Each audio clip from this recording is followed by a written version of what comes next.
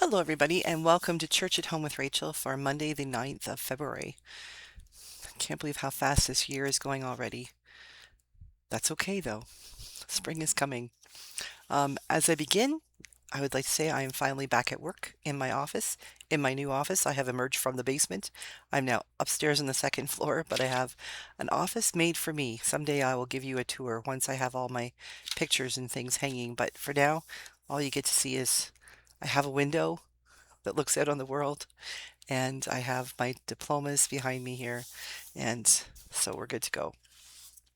I'd like to share with you a poem written by Francis J. Roberts. It's taken from the Celtic Daily Prayer book that I use sometimes for my daily office. Well, I use it every day for daily office, and I've often used it with you for to share in church at home. He says this, or she, I'm not sure if Francis is a man or a woman, doesn't matter. Many a ship has sailed from port to port with no interference from me, because strong will has been at the wheel. Multitudes of pleasure cruises go merrily on their ways untouched by the power of my hand. But you have put your life into my keeping, and because you are depending on me for guidance and directions, I shall give it. Move on steadily, and know that the waters that carry you are the waters of my love and my kindness, and I will keep you on the right course. I just found that this morning when I read this. It was like, ah, yeah, because I'm there's lots of stuff happening at work that I have no control over. There are things that are absolutely terrifying and things I'm worried about and things I'm concerned about. And yet, after prayer, after sort of sitting down and saying, okay, God, here's all this stuff, which God already knows, I have this overwhelming sense of peace that it's going to be okay. And it's not because I have all the answers. I'm not the captain of this ship here. I'm acknowledging that I'm not the captain of this ship. I'm acknowledging that God is the captain of my ship. And because God is the captain, I need to step back. I can be first mate. I can be the executive officer, the second in command. I could be the chief engineer, which is good that I'm not. But I cannot be the captain of this ship that is the life I live, because it's been given to me by God.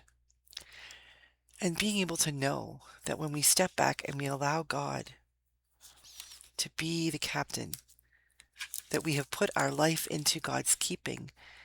And because we are depending on God for guidance and direction, God shall give it. God shall give it.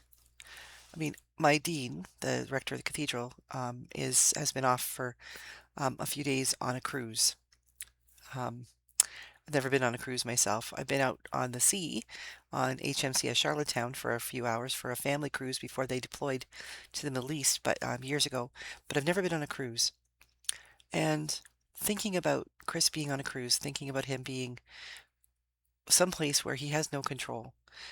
He has no decisions to make except when to eat breakfast, to go swimming with his son, to go for a walk on the deck with his wife. Isn't that beautiful? When we can give up the pressure we think we have because we have to make every decision and make sure that everything is micromanaged to do it the right way because we believe we are the captain of our own cruise ship, which might become not so much a cruise as more of a cargo ship or something really difficult to deal with. When we recognize that it's God who is captaining our ship, what an incredible gift that is, isn't it? This means we don't have to make those big, heavy decisions all the time. And it means that if a decision is made, the direction the ship is going in, we hit heavy waters.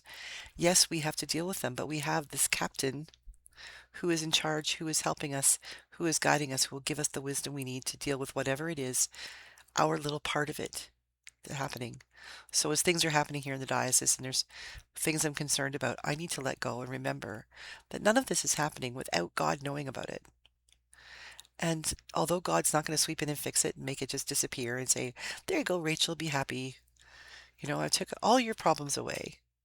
God is going to sit down with me and say, okay, Rachel, here's the stuff. And I have a plan. to work all things out for good. And I need you to get on board with that plan, and I need you to be patient with that plan. In the meantime, here are some things I need you to do. And you know what I have found in my life? Every single time that when I let go of the steering wheel of the the, the cons, the controls of the ship, and allow God to drive that ship, to be captain of that ship, I have what I need.